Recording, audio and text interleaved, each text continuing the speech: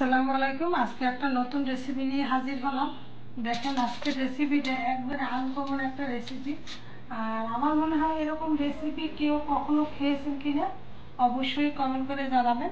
দেখেন আমি কীভাবে রেসিপিটা তৈরি করে, অবশ্যই সঙ্গে থাকবেন আর ফুল ভিডিও ওয়াচ করবেন। আশা করি পাতাগুলো, এগুলো শালকুমারের পাতা।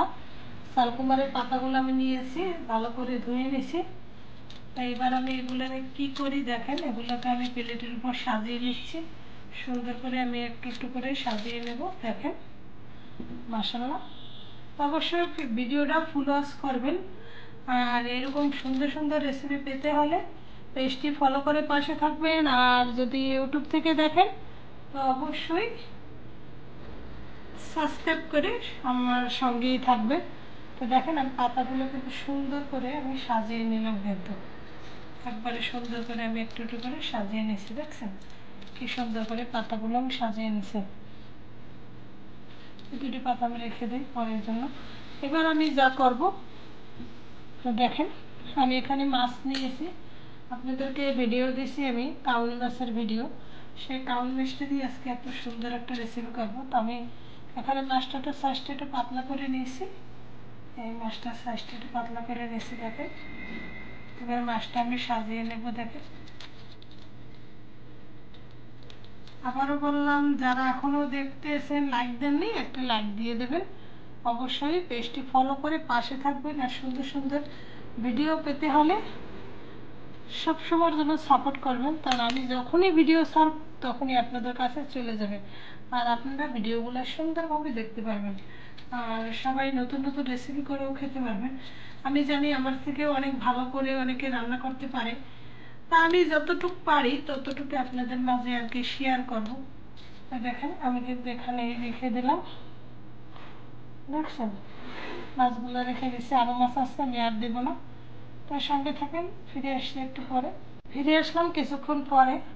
এবার আমি কি করি দেখেন, এবার আমি ওখানে একটু লবণ দেব পরিমাণ মতো।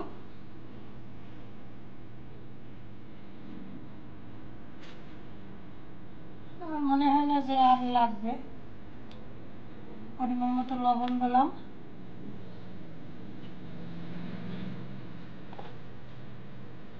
এবার হলুদের গুঁড়ো দিলাম।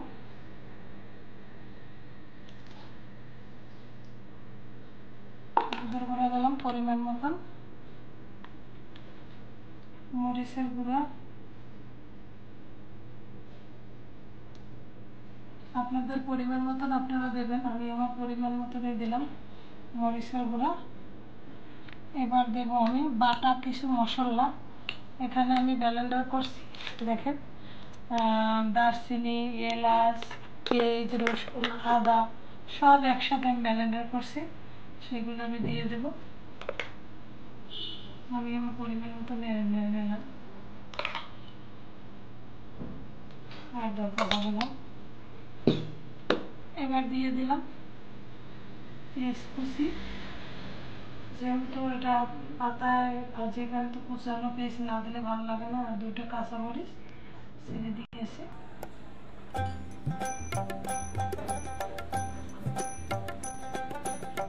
এবার দেবো স্পেশাল একটা মশলা করছিলাম, আমি ভিডিও দিয়েছিলাম। সেই মশলাটা গুঁড়ি এখানে সব কিছু দিয়ে মশলা ভাজার পরে তারপর এখানে কিন্তু ব্লেন্ডার করা হয়েছে। এখানে তেজপাতাও আছে, সব গরম মশলা একসাথে করে একটা মশলা তৈরি করছিলাম। সেই মশলাটা দিলাম। ভিডিওটা বড় হয়ে যাবে, কিছু করার নেই, অবশ্যই দেখবেন। এবার দিলাম আমি সয়াবিন তেল। আমি যে তেলটা খাই ওই তেলটাই আমি দিলাম। আপনারা আপনাদের সরিষার তেলও দিতে পারেন আপনারা। এবার আমার সব কিছু দেওয়া কিন্তু হয়ে গেছে। এবার কিন্তু আমি মাখিয়ে নেব। দেখেন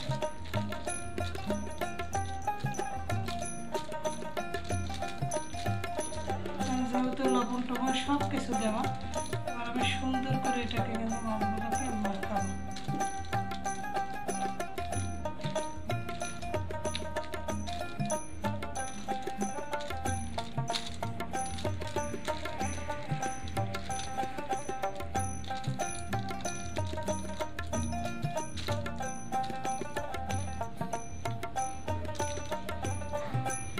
মরিচ মশলা মশলা যদি ভালো করে না মাখানো হয় তাহলে কিন্তু মাছের গায়ে ভালো করে যাবে না, যার জন্য সবগুলোই আমি সুন্দর করে মাখাইলাম। দেখেন মশলা।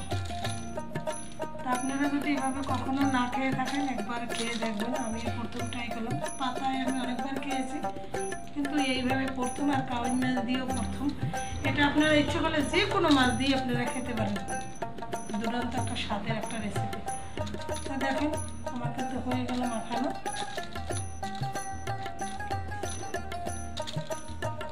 মাছগুলো যদি লবণ টবণ ভালো করে না মাখানো হয় তাহলে কিন্তু ভিতরে কিচ্ছু যাবে না, যার জন্য আপনি ভালো করে একটু মাখাইয়ে নেবেন। মাখানো হয়ে গেছে।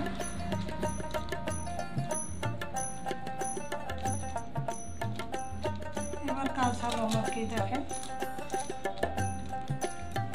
এবার আমি যে দুটো পাতা রাখছিলাম সে পাতা দুটো আমি এর উপরে দিয়ে দেব।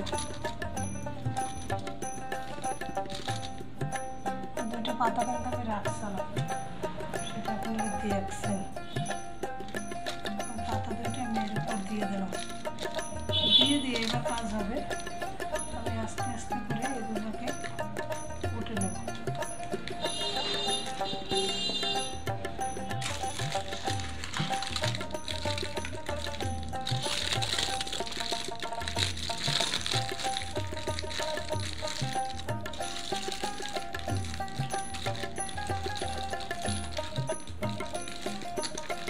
এভাবে আমরা কলা পাতা দিয়ে খাই, কিন্তু আপনারা কিন্তু এখন কিন্তু আমরা মানে গ্রামে কলা পাতা সবসময়ের জন্য পাওয়া যায়, কিন্তু শহরে কিন্তু কলা পাতাগুলো পাওয়া যায় না, এটা আপনারা সবাই জানেন।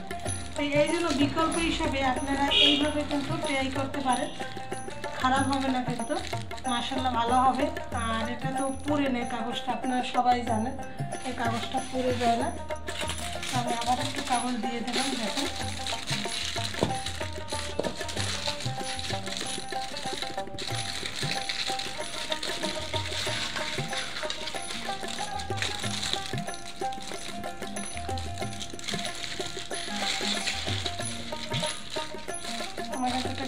হয়ে গেল। এবার আমি রান্না করা প্রসেসিংয়ে চলে যাবো, তো কিছুক্ষণ সময় আমি রেখে দেবো। এবার দেখেন রান্না করা প্রসেসিংয়ে চলে আসলাম। এখানে আমি একটা কড়াই দিয়েছি, তাওয়াটার উপরে আজকে রান্না করব।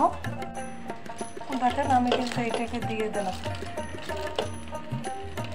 এটাকে আমি দিয়ে এখন আমি কিন্তু হালকা আছে কিন্তু রান্না করে নেব। সঙ্গেই থাকেন, দেখতে থাকেন। আমি এখন ঢাকনা দিয়ে ঢেকে দেবো। আমি কিন্তু এখন ঢাকনা দিয়ে আস্তে আস্তে জাল দিয়ে কিন্তু এটাকে রান্না করব। ওই কাগজটা তো পুড়ে না, আপনারা সবাই জানেন যে কাগজটা পুড়ে না। তা দেখেন এখন আমি আস্তে আস্তে জাল দিয়ে এটাকে রান্না করব, তবু আমি জোরে জাল দেবো না, তো সঙ্গে থাকেন। 5 মিনিট আমি দিয়ে ঢাকনা দিয়ে রেখে দিয়েছিলাম। এবার আমি এটাকে উল্টেই দেবো।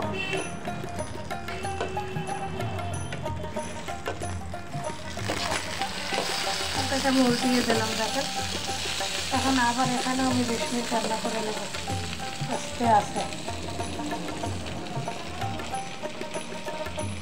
আবারও ঢাকনা দিয়ে ঢেকে রাখলাম, কিন্তু উল্টাইয়ে পাল্টাইয়ে কিন্তু এটাকে রান্না করছে অনেক সময় ধরে আস্তে আস্তে জাল দিয়ে। এবার আমি এটাকে তুলে নেব।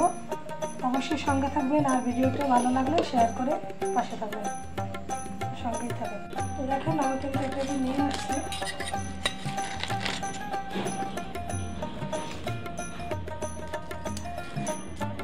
জানি না ভিতরে কেমন হয়েছে।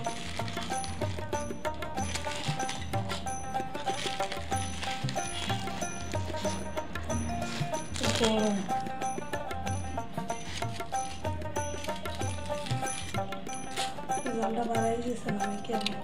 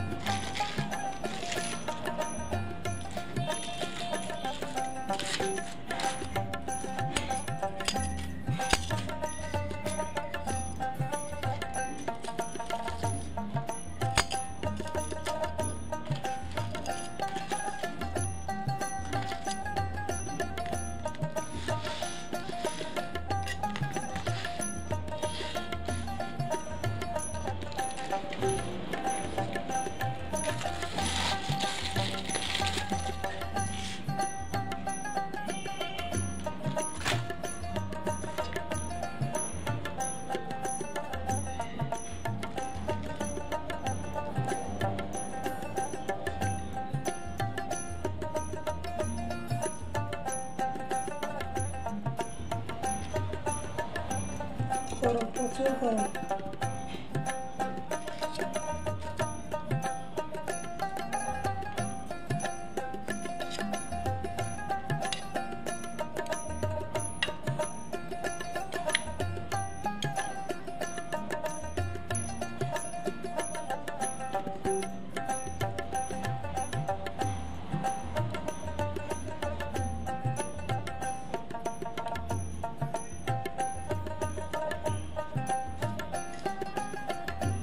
মাশাআল্লাহ,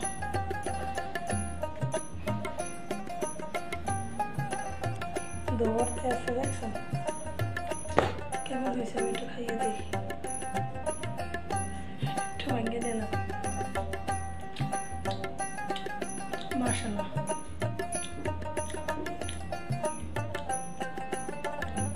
ভালো হয়েছে।